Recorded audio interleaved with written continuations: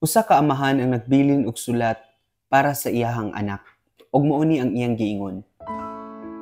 Sa akong pagkatiguang, sabton muunta ako og pagpasensyahan kung tungod sa kahanap sa akong mata makabuak ko og plato o makayabo og sabaw sa lamisa. Dili unta ko nimo sige kasukan. Dali ra gyud mahiubos ang usa ka tiguang. Maluoy ko sa akong kaugalingon sa matagsyagit nimo sa ako kung hinay na ang akong padungog ug kung di na nako masabtan ang imong ginasulti. Dili pud unta ko nimo ignon ug bungol. Palihog na lang kog utro sa imong gisulti o isulat na lamang kini. Pasensya ilang na tiguang na jud ko. Kung wa nay kusog ang akong mga tuhod, tabangan unta gihapon ko nimo nga motindog ka parihas sa akong pag-alalay sa imo katong nagtuon pa lamang ka nga maglakaw.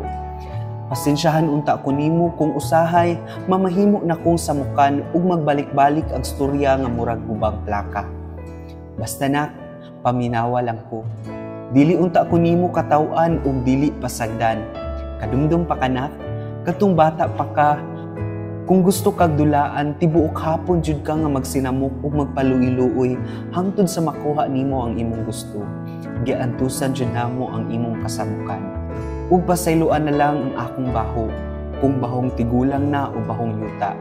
Dili unta ko nimo permi pugson nga maligo.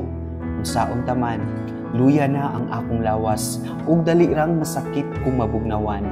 Dili unta ka luudan sa ako. Kadumdum pa ka tung bata pa ka. Magkapuliki kung gukod nimo sa una kung di ka magpaligo. Pasayloan na lang daan na. Kung usahay, magsuko-suko ang usa ka tiguang. Dala ra siguro na sa katiguangon. Pag tiguang nimo, masabtan ra ko nimo. Bisag ana nga panahon, wala na ko. Pag naakay gamay nga panahon, mag-istoryahanay pugta. Bisag kadyot lang. Kay basin laayon ako sa balay, tibuok hapon mag-inusara, walay ka istorya. Kabalo ko busy ka sa panginabuhi, pero buot po ko nga makabalo ka nga gimingaw na kaayo ko nimo ka istorya. Bisag kabalo ko nga dili ka interesado sa akong ipangsulti. Kadumdum ka na, tung bata pa ka, ginapugos jud namong sabot ang imong mga utal-utal nga paghisgot sa imong dulaan nga gihirman sa imong kadula.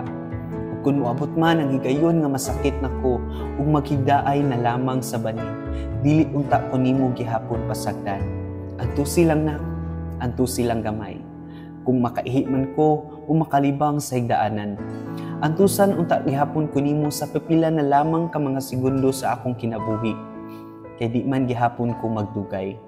Ug kung moabot man ang higayon sa akong pagpanaw, gunitan mo unta ang akong mga kamot ug tagaan mo akong igong kaisog nga moatubang sa kamatayon.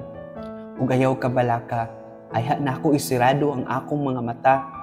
Iampo na ko sa amahan nga langitnon nga panalanginan ka.